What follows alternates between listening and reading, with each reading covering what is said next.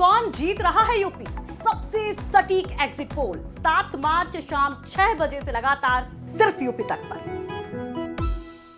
Zelensky तो already छोड़ के चले गए हैं वहां से, और जो वीडियो अभी वो आ रहा है टीवी पे, ये सब पुराना रिकॉर्डेड वीडियो है। उसमें डेट चेंज करके वो लोग डाल रहे हैं। 24 फरवरी को जब रूस ने यूक्रेन पर हमला किया था तो लगा था कि पुतिन 1-2 दिनों में ही अपने इरादों में कामयाब हो जाएंगे, क्योंकि दुनिया में 22वें नंबर की सैन्य क्षमता वाला यूक्रेन दुनिया में नंबर 2 रूस के आगे ज्यादा समय तक नहीं टिक पाएगा। लेकिन दोनों देशों के बीच लड़ाई 6वें दिन तक पहुंच गई है और यूक्रेन के राष्ट्रपति वोलोदिमीर ज़ेलेंस्की ने हथियार डालने से भी मना कर दिया है। यही नहीं, सोमवार को उन्होंने देश के नाम संबोधन में रूसी सेना से कहा कि जान बचाओ और भाग निकलो। अब ऐसे में रूस के सांसद अभय सिंह ने यूक्रेन के राष्ट्रपति को लेकर चौंकाने वाले खुलासे किए हैं, जिसे सुना आप भी हैरान हो जाएंगे।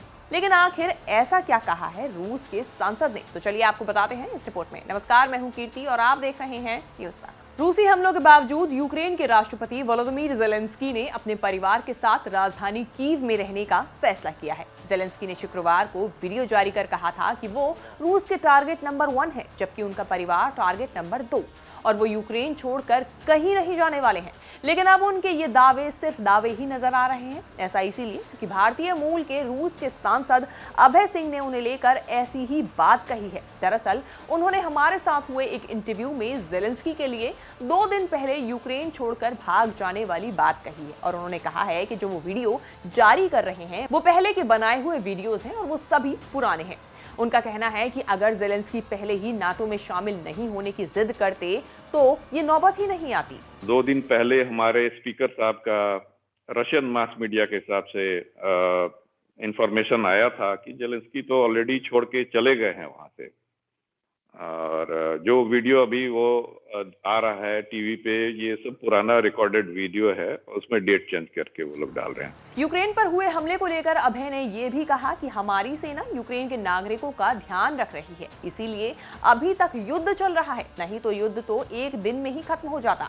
अभय सिंह बोले कि यूक्रेन में राष्ट्रपति बदलना चाहिए, क्योंकि अभी वहां की सरकार पश्चिम देशों के इशारे पर चल रही है। इस दौरान उन्होंने न्यूक्लियर ट्राइड को लेकर कहा कि इससे डरने की जरूरत नहीं है, लेकिन राष्ट्रपति पुतिन ने कहा है कि अगर कोई दूसरा देश हमारे देश पर हमला करता है तो ये उसके लिए अलर्ट मोड पे रखा गया है।